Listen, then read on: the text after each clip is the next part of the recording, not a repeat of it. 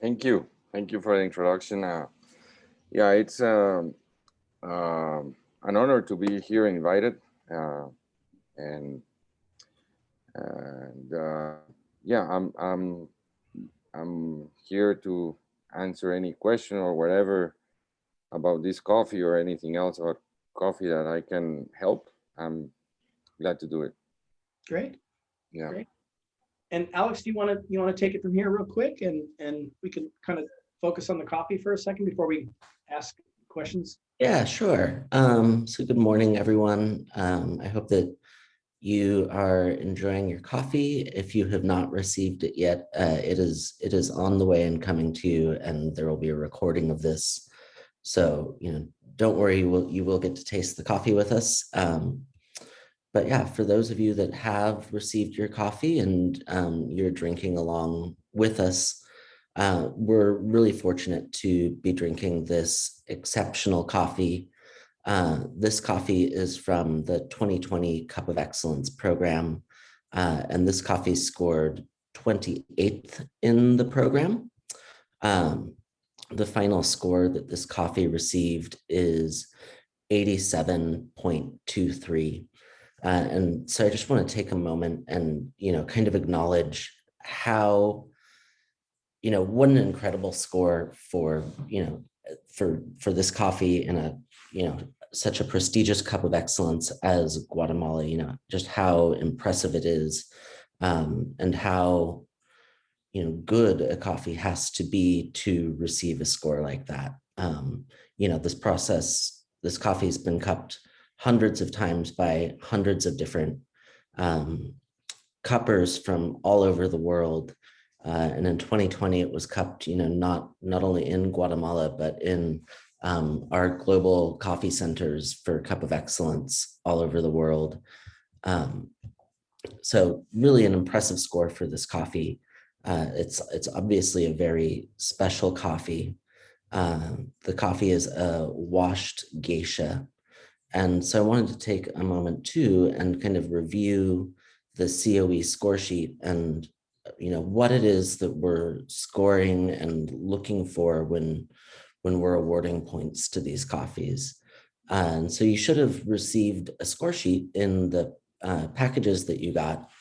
And this would be the time to kind of, pull it out. And as you drink the coffee, kind of, ruminate and think over, how you would score this coffee. Also knowing that, it did score so well in the Cup of Excellence program. It's kind of a good way to take a moment and calibrate yourself with our international juries and with the national juries in Guatemala. But so if you have your score sheet, the first category is clean cup and sweetness. And the COE score sheet is unique in that we don't just check a box and say, okay, the coffee's clean, okay, the coffee's sweet, and move on. We really try and evaluate, how clean and how sweet is this coffee? And this is kind of like the crux for the rest of the scores. It would be really hard for a coffee to get a really high, flavor score or balance score, or for, even for a judge to have a really high overall opinion of the coffee if the coffee's not clean and sweet. And I think, if you look at the COE website, later on when this is over, you can find this coffee on there, and you can find what it is that, some of the characteristics that the international jury gave to this coffee. And when you look down, the first one listed is the first flavor characteristic is floral and then honey. So those are two of the most popular things that the international jury said about this coffee. And when I think of things that are, clean and sweet, like immediately I go to those floral honey notes. Some other ones that are listed are lemon and lime, apple, panela, pear, almond. So, just the jury for this coffee was just getting a lot of, really beautiful, unique flavors, floral and jasmine and lemon and lime and panela. They're so prized in coffee, and they are so unique and special. So, all of that definitely contributed and was part of why this coffee was able to progress so far in this competition. And, it's a tribute to Luis Pedro and, the excellent work that him and his team did, with the farming and the cultivation of this clearly very special coffee. Yeah, so I would just encourage everyone that, as you drink the coffee today and over the next couple of days, there's multiple lines on the score sheet for you to fill out. Just kind of, brew it different ways, fill out the score sheet, see what you think, see how your score compares to that score from the international jury, which was 87.23. And I would also encourage you to, be on the lookout for more coffees from the Zelaya family and from, their entries into Cup of Excellence, because they're always, fantastic, really beautiful examples of the potential for coffee in Guatemala. So, I hope that you guys enjoy this coffee. For me, I brewed mine on a V60 today, and I'm definitely getting, lots of that kind of honey and jasmine. I'm also getting like a lot of pineapple and kind of a white chocolate, heavier, thick, creamy sweetness. So I hope you guys enjoy the coffee, and I'm going to hand it back to you, Darren. Great. Yeah, those flavor notes. I'm doing a Chemex currently right now, and definitely a pretty. I mean, for geisha, which generally tends to get more of a tea-like honeysuckle, jasmine note, this has that, but it also has this other element of like roasted almond and toffee and chocolate and definitely the panela. So I love the fact that it's got a more body and kind of texture as a coffee. So, Absolutely. so Luis Pedro, would you just give a little background, a little brief background about your family and your history in Guatemala a little bit, and then maybe specifically, I believe that this farm actually is your father's farm that you kind of manage and work on that was entered into the COE, and a little bit about that too. So. Okay, thank you. Yes, as you mentioned, uh, uh, I am the fourth generation and the family into coffee. I have that blessing to be here and be able to continue uh, this tradition or way of life of so many people. Um, we basically most of our farms, our business is in Antigua. We have some other farms in other regions of Guatemala, but our where we do mostly is, and where we try to grow is in Antigua and its surroundings. Um, my father, my family, probably some of us know us. Um, my father had one brother and a sister, so I have my cousins who are in coffee as well, with the same last name here in Antigua, and we have a farm of my aunt that I'm sure some of you know the farm and know her. And then my father has Bella Vista. That's where I I work. And here we in Bella Vista is a farm and a mill. We have a wet mill and dry mill here. So we have farms that we own and we manage, and we process all the coffee at Bella Vista. We also have grown in managing farms uh, to other owners here in Antigua, and we process the coffee and sell the coffee here as well. We also work with small producers here in Antigua. We buy cherries from a lot of small producers. We we have it's like a program of technical assistance, and we work a lot with our suppliers to help them do better on their coffee, to bring us better quality, to make them more sustainable. We work all year round. We are working in communication and with our suppliers. So we know a lot about the coffee that we buy. We know most of the coffee, we know exactly where it comes from, the varieties, who produces it. So we have a lot of traceability and assuring that the quality of the coffees. We also work with other producers in the country. We buy parchment to some of them, and also we sell that coffee to our customers.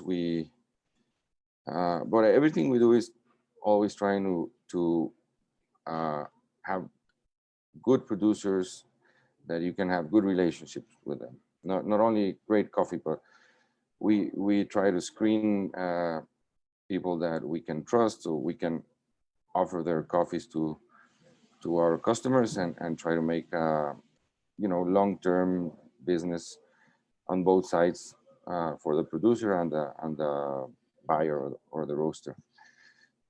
Yeah, so that's we roast a little bit of coffee also here locally. We had a coffee shop, but we decided to close it now, for all this with the pandemic. We decided it was better to close. And yeah, that's basically what we do. Nice. Yeah. Yeah, and our relationship goes back to when I was previously working at Stumptown as a coffee buyer, and had a really unique opportunity to work directly with you, building micro lots or building lots of Buena Vista coffee, Mhm. and working on projects like Hunapu, which you mentioned, that working with smallholder farmers, and I think the Hunapu project is really, I know it's something you're very proud of, and it involves many smallholder producers, and I think that type of project is something I think people would be curious to know how that maybe evolved or happened in terms of the relationships with the growers in that area. Yes. It since I started working here, we were receiving cherries and buying cherries from producers in Antigua, but it was you only saw the producers when the crop started and the crop finished, and then you knew nothing about them until the next season. So then we figure out that to make a stronger and more sustainable supply chain, we needed to participate, be more involved in all the value creation of the product. So that's when we started to give them a technical assistant, classes, basic. It's incredible, but we started this maybe 20 years ago, and uh, they were very empiric, and they had really no technical information. They um, they were very empirical. No knowledge, no technical information. They just had the coffee there, and coffee was so good that it always gave coffee every year. They did it, even they do very few things. So and now it's really nice to go and see some plantations that are, uh, I would say, better than my farms taking care, and their yields, and they're just really a model of a sustainable, good producers, and they bring great cherries that for us is easy to have great coffees if they bring so good, they produce it so well. So yeah, that's yeah, as Darren says, something we're very proud. We do also some separations of uh, of of smaller producers, like single origin from some producers, to showcase some of them of their coffees. So yeah, it's very nice. We have almost all our producers. We have mapped their plots with the GPS. So we have uh, with a GIS, the Geographical Information System. So we have a lot of information about the varieties, shade tree. So yeah, it's really nice. It's really It- nice. It's yeah, I think that that type of well, the training and the farmer outreach, is just really kind of part of, I think, your overall um, connection to the community, and the work that you're doing in managing other people's farms, but also your own farms, and then working with producers on that level is really critical. And it's kind of similar to what we do in terms of identifying producers and understanding them specifically, not just their contribution to what they're delivering, but actually their own quality of their farm and what they do. And would you talk a little bit about this particular coffee that we're drinking today, in terms of the processing and maybe the altitude or the selection process to make the lot? yes. This is from the farm called Buena Vista. It's another farm. As I was mentioning, Bella Vista is where I am, where we have the mill. This one is called Buena Vista. It's here in Antigua as well, in the region of Antigua. It is that farm it's a hill, like a mountain. Uh, the farm, we bought it like 26 years ago. We got that farm, and since there we have been replanting a lot. And this is a geisha that a friend gave my father the seeds. I don't know exactly the origin of of those seeds. And this coffee is planted approximately 1650 meters or 1700 meters. Um, the plantation is 5 years old now. 5 years, yeah, 5 years old now. And yes, we of course this coffee we process super separated. We don't mix it or blend it with anything. All the day lots. So these coffees we send like special pickers to get uh, to make sure that they do a good picking. We bring the coffee to the mill in plastic baskets, like the ones you use for fruits in farms. We don't bring them in the bags as normal coffee. So and then we process this in a small another small mill that we have for this special. We don't process them in the big mill. and and then this coffee was fermented in because the day lots were small last year. The crop was not very good, so the day lots were really small. So we fermented this in also in boxes, plastic boxes, Oh, interesting. instead of the big tank, because it was too small for a big fermentation tank. Uh, so we fermented it for more or less 20 hours. 20 hours, yeah. This take a little longer than our usual process, because here we don't use water. We pulp dry. So when in the mill with the water recycling, that makes fermentation a little faster.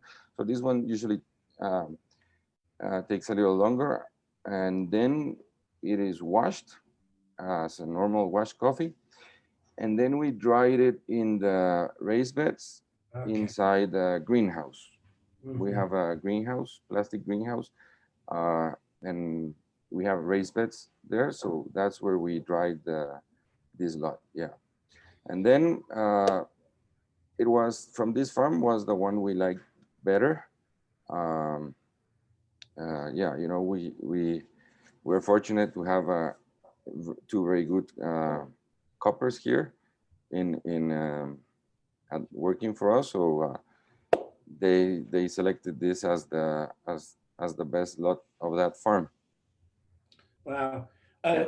I remember visiting you and maybe the first year that you had built the raised bed, the greenhouse drying, Hmm. and I wonder since that time to now, the levels of what you've learned in terms of ventilation and proper airflow to dry the coffees properly. What's been the biggest lesson you've learned from the raised bed drying? Well, we learned that that the shelf life of the coffee, uh, it's really good with this drying. So we learned the importance of drying the coffee uh, well, how it affected the shelf life. Mhm. Really, we haven't seen any difference in cupping score, like coffee dried in the patio or here, but the shelf life. So that helped us to, as I was telling you, learning that.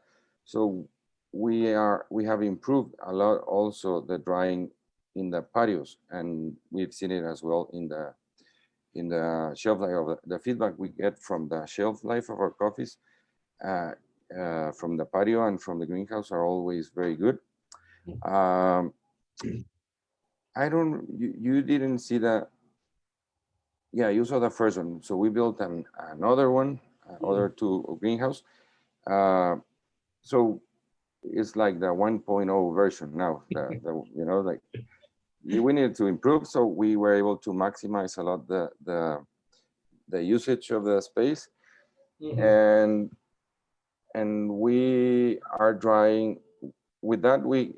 You double the capacity per for your area or meter square meters, Mhm. double compared to patio. So it gives you more also more drying capacity than the patio. Yeah, Yeah. and I guess. And Oh, yeah, sorry. and yeah, it takes longer than the patio as well. Mm, Takes yeah, longer. and it's that's interesting about the longevity of the coffee, and the shelf life, so to speak, because it seems like the drying process is more critical than maybe people realize in terms of Mhm. water activity and moisture. And so, as you maybe see producers that do longer, slower drying may have a longer shelf life because of the way that they've dried the coffee versus a Guardiola or maybe over. It's almost like you're roasting the coffee in the drying process when you're using a Guardiola or solar Yeah, solar in the heat, right? patio. Yeah. Hmm. Yes, we as I was telling you, we learn a lot. So we we measure with the temperature of the coffee in the patio, and if you don't move it, it can get very hot. So we took a lot of we were measuring the temperature all the time, every day. So then we figure out uh, the Curve curve, the temperature profile. curve. Yeah. Yeah. So now we know that from certain time to certain time, you have to keep moving the coffee, always moving it. Hmm. Um, that was telling that helped improve a lot the drying in the patio, and it helped a little bit to kind of speed up a little bit the drying. But if you're constantly moving it, I think it's still drying more evenly and not getting cooked or baked with high temperature.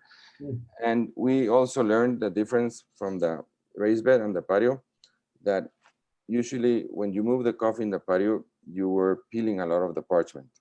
Mhm. So at the end, some of the coffee was green without parchment, drying in green.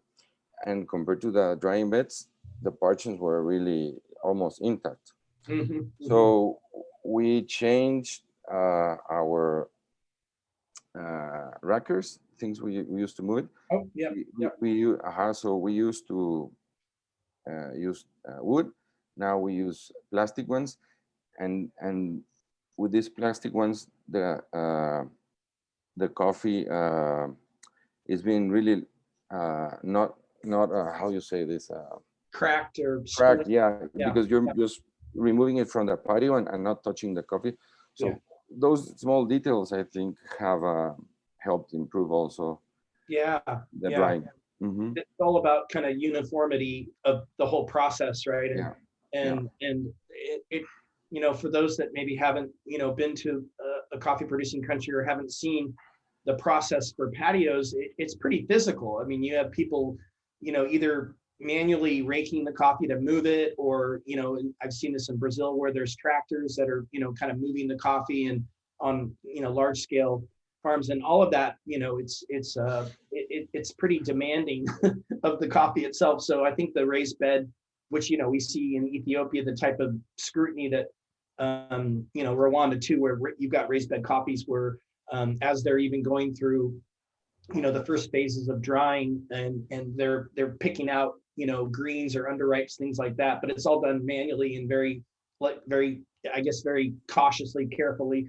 So but yeah, which all makes sense completely. And I was just curious, I mean, I think we had noted that you won the Cup of Excellence 4 times, and I'm just curious, like, what's your feeling or your sense of the of Cup of Excellence in Guatemala, and what impact has it had for you or maybe other growers that you know in Guatemala, and your relationship to COE? yes, yes. This farm. We've been in, I think, 4 times in the winners. Um, we have other farms that have made it as well. Uh, so, Cup of Excellence in Guatemala, it's an event that all the producers really are looking for every year. Every year it gets more competitive. You know, it's every year you get super. Uh, I probably you see it on the when you taste them. So yeah, and it's great to, well, it's a great way to meet uh, people.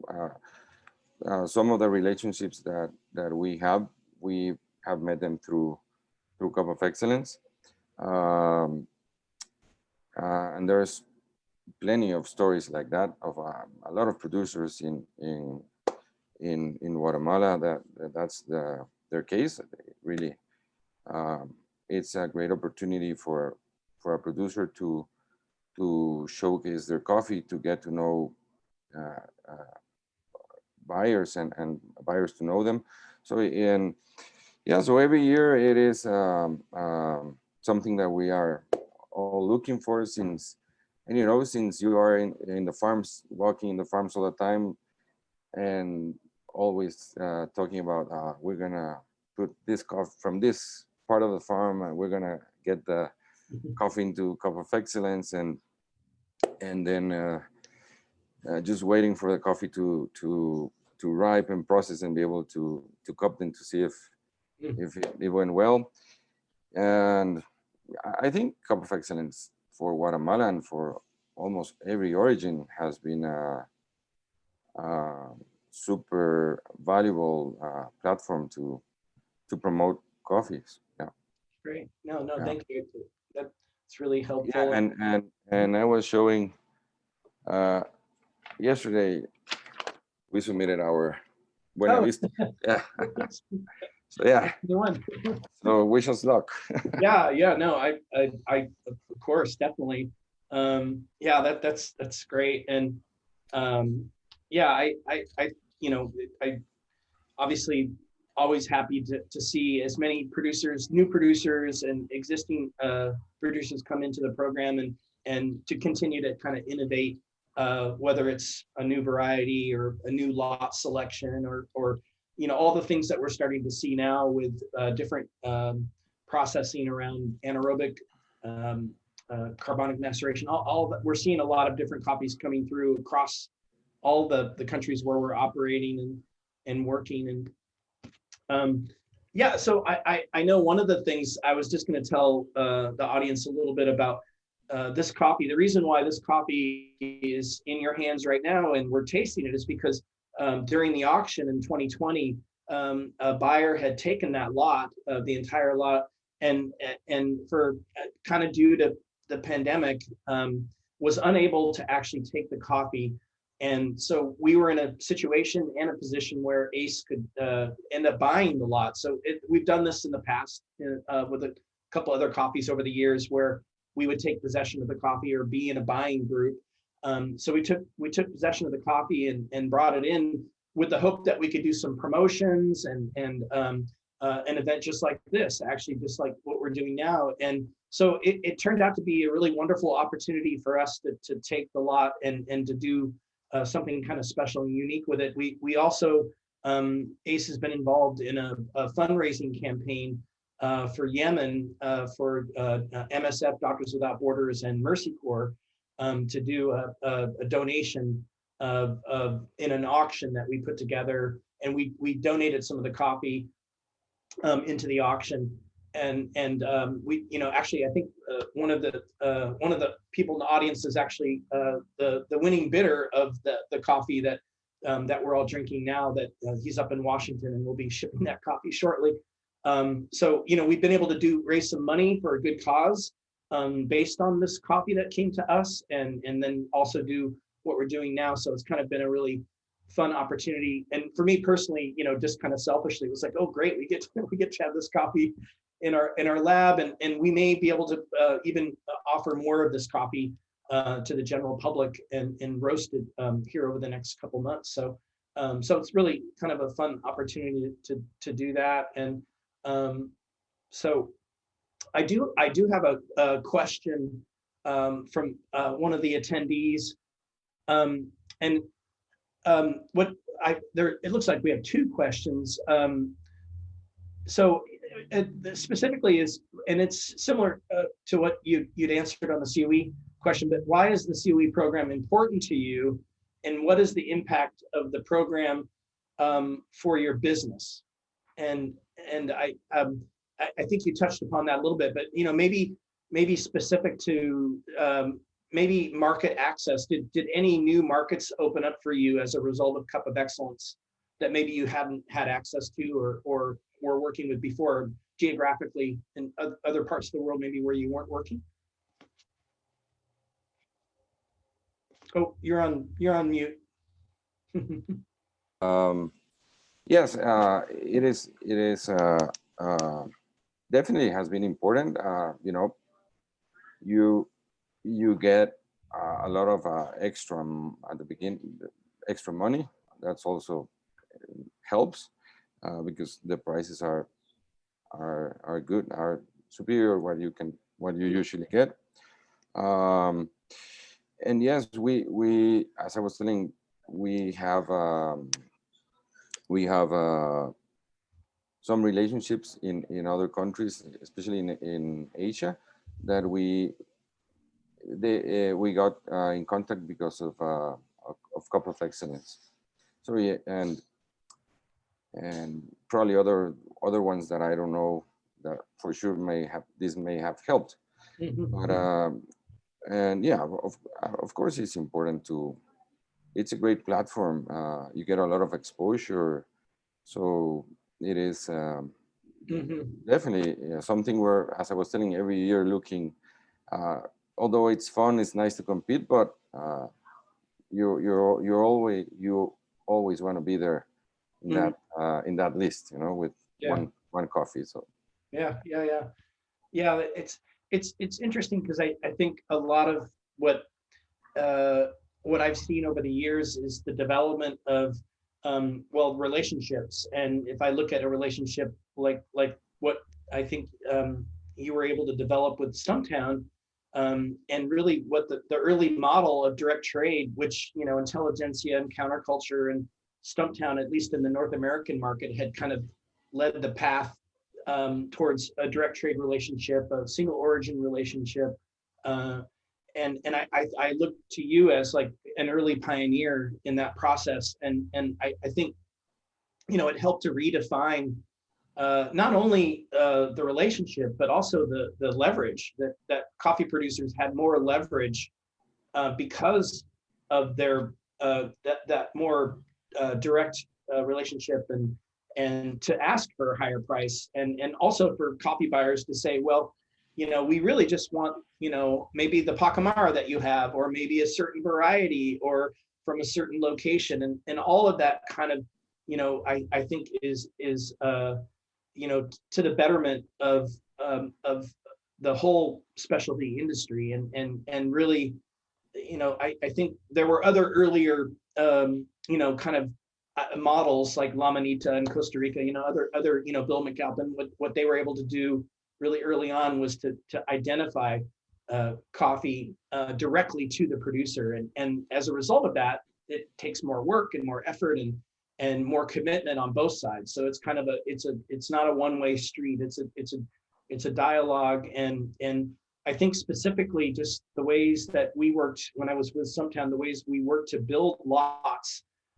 You innovated something that I don't think I'd seen anywhere else in terms of day lots, and making up a container of coffee that had to be 86 or 87, you know, in quality. And you know, I wonder, is that something that are you continuing to do that type of work on day lot? And how has that changed at all for you in any way?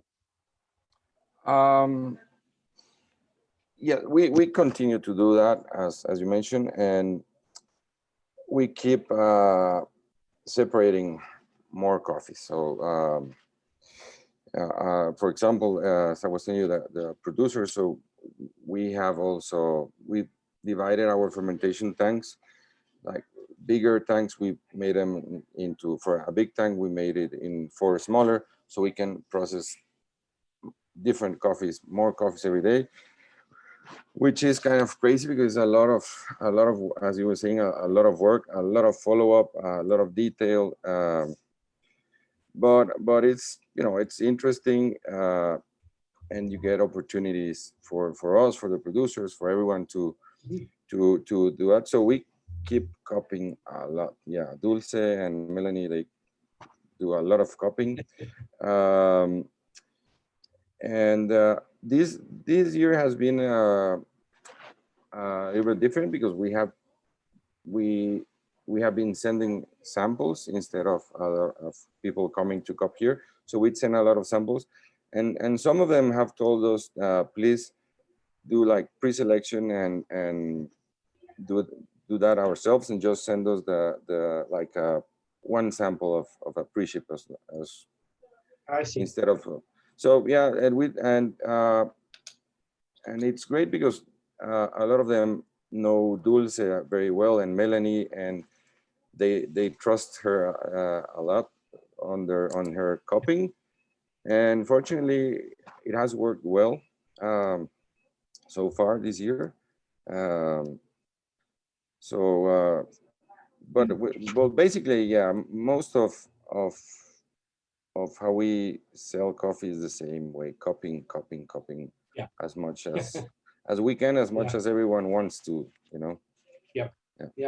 You have a great team of, you know, like you know, high, you know, really high level of respect for Dulce and Melanie in their work. And I've been fortunate to work with all of you in cup with other buyers in your lab there, and it's always like kind of sacred ground for me. And so we do have a question from Flint Orr, who actually is the winner of the lot that you put together of the geisha. And his question is, with the success your farm has had in specialty coffee, why did you choose to cultivate geisha, and what did it replace? Yes, it replaced Catimore. Ah, Yeah, okay. yeah, yeah, and yeah, we didn't have. Uh, I think this is the first one we planted, the first geishas we planted. Um, yes, we didn't have any in any farm of geisha, so it is a trend. It's a great coffee, so it's something that we needed to have in our like offering list, be able to have some. And this friend, as I was telling, gave my father these seeds as a gift. Mhm. Uh, yeah, they changed it. My father gave him VSRG, and he gave him the geisha seeds. Okay. So uh, that's why we planted the that geisha, Mhm. and just to try experiment, and it turned out good. Yeah, It yeah. turned out really Oh, good. lovely. Yeah, yeah, Um, and we were gonna replace the Catimore anyway with something, so right, something right, better. Yeah. right, right. And for those that are on the in the session, that the Katamora is generally high producing variety, maybe sometimes not the highest cup quality.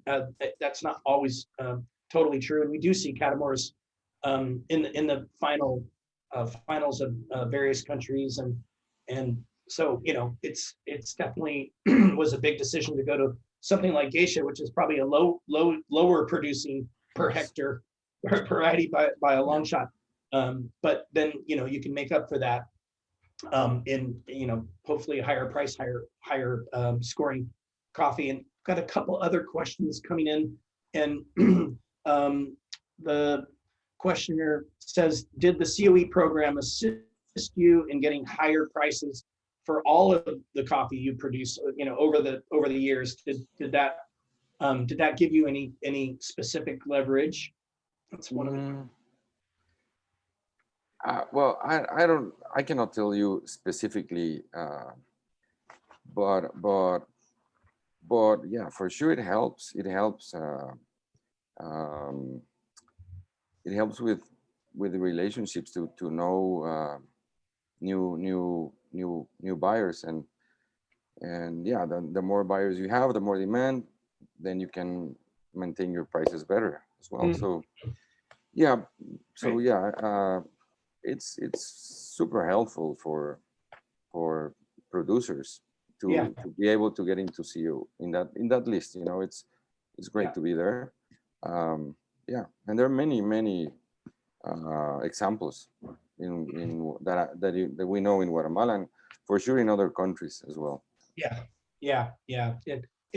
And I, I've had specific producers tell me that they were able to do much more just based on being on that list. And one of the questions here, um, it says, how many times had you participated in COE before you got the first place? And I from my records, I'm not sure what placements you've had over the years, but I hope the person that asked the question understands this is not the number one lot, but you had other rankings in previous years?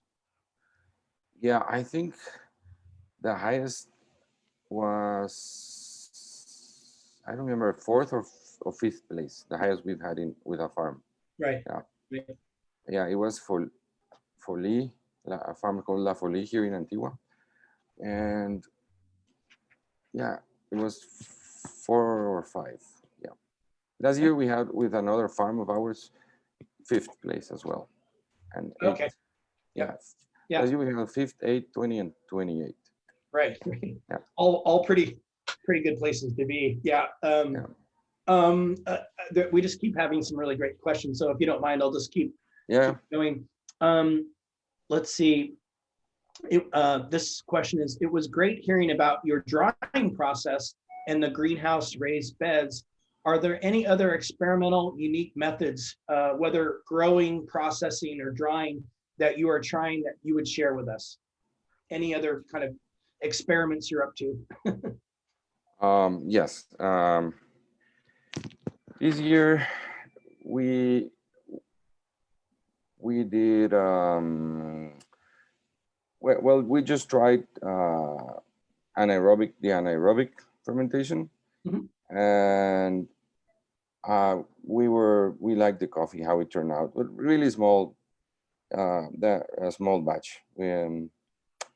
Yeah, that's basically what we've done this year. No, nothing else. Yeah, yeah, yeah, Um, but we were we were happy with the results. We liked it. yeah. So that's something that probably we're gonna uh, find out more, experiment more in fermentation. We did 2 years ago yeasts, and it was interesting as well. The the the flavor, ah, yeah, you could see how it changed the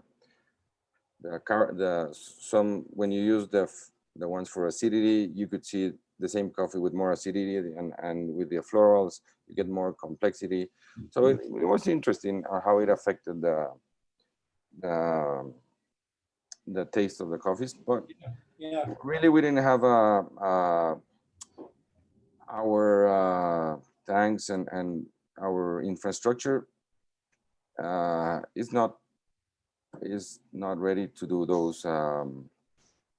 You need a lot of control, a lot of variables to do well, and so that's more what we've done, I would say. Yeah. yeah.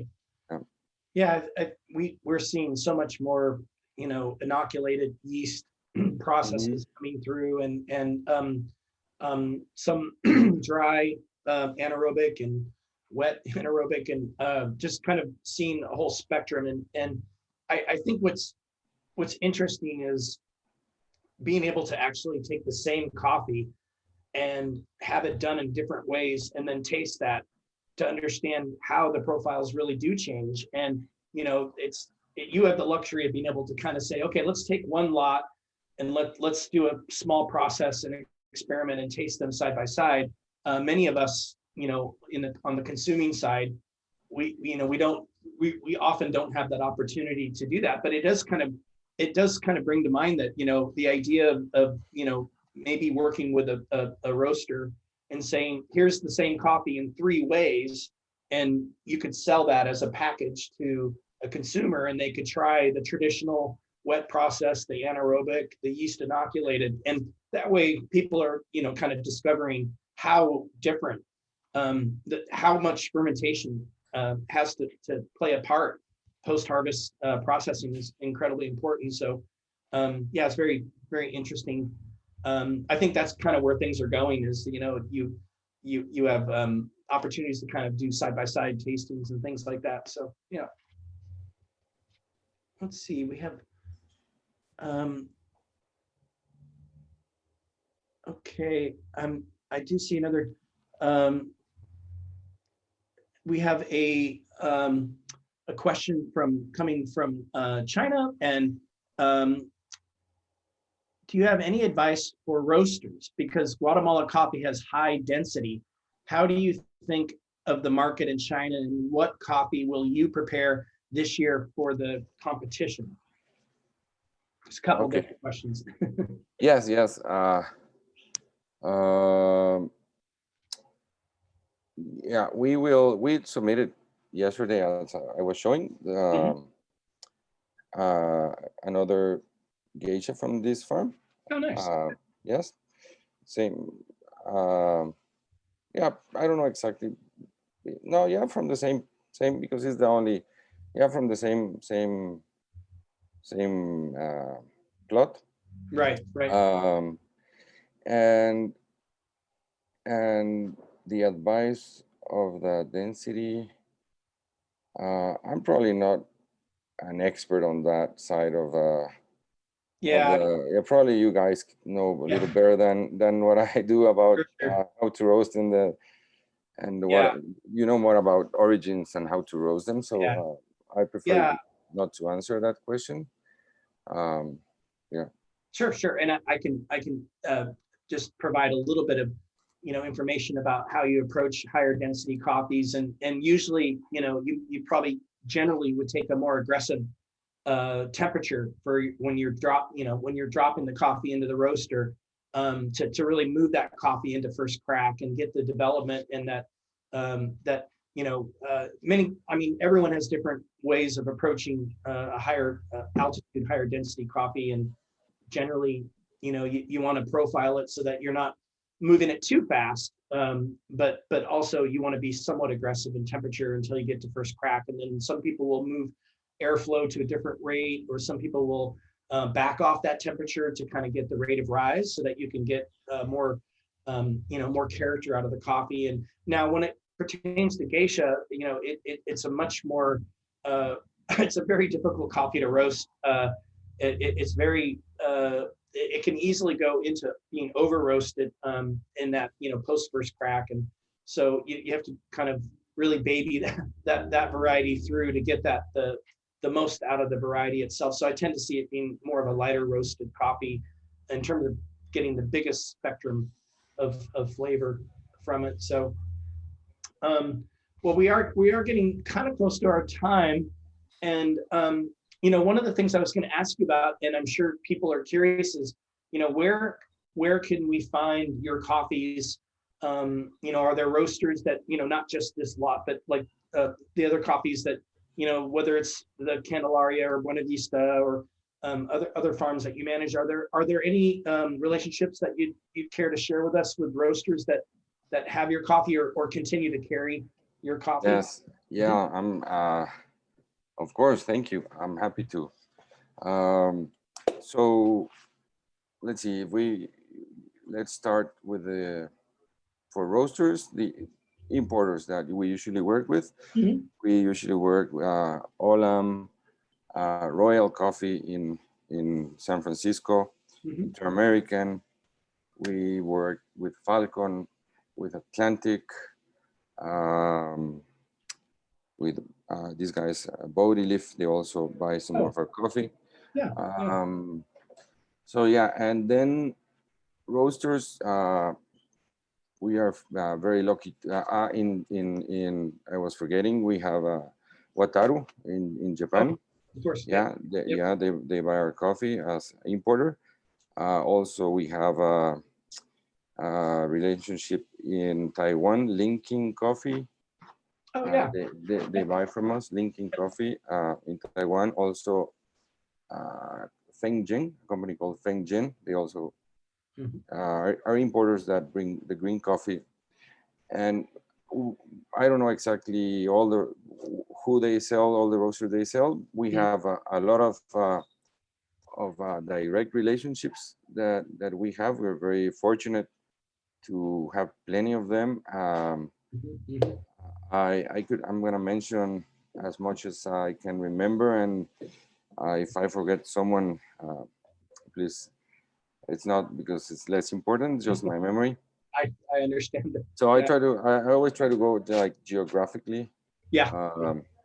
So let's say in Canada we have Phil and Sebastian, we have Oh. 49th, Mhm.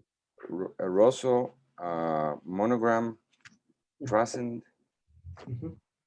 Then US, we have, well, we sell to Starbucks also coffee. Okay. When we have, let's see, Kuma, they're in Seattle. Yeah. We have a Case, we have a Stumptown, then uh, Temple. Oh yeah. Yeah, I'm like going south. Then we're in San Francisco. We have Four Barrel, Ritual, Glass, San Frank, Sweet Maria, um, Flying Goat, um, Vertigo, so Yeah. Berg. Then we have a relationship with Clutch, King Coffee. Uh, I mentioned Body Leaf. Who else in? Well, those kind of on the Yeah, West no, Coast. that's a great group of Yes. companies and folks Then that we, you know yeah, well. we have in Texas, Amaya Roasting, Oak Cliff. Then the East Coast, we have Típico, George Howell, Grumpy, Parlor, Collaborative Coffee Source. They bring in green coffee for roasters in US. I Yeah. forgot about them. Yeah. We have 1,000 Faces. They're in Georgia. Um, yeah, That's an impressive list. So yeah. people have the opportunity to reach out to those companies and order online, or if they live in those communities, they can be looking for your coffees well, I really want to thank you for the time. It was great to catch up with you. I know we haven't spoken in a while, and Yeah. I think Berlin was the last time that we had a chance Yes. to chat in Yes. person, and Dulce That's had she had competed and did really well in the roasters competition. Am I right? Was it in the Cuppers Cuppers, competition? tasters. Yes, Yeah. yeah. I remember Yeah. having a lunch with you all there, and hopefully we can get together again soon. I Yes. owe you a trip to Guatemala for sure. So Yeah. Please. We're welcoming everyone to come. all right. Well, thank you so much for everything and sharing your story and chatting with us. So thank you very much.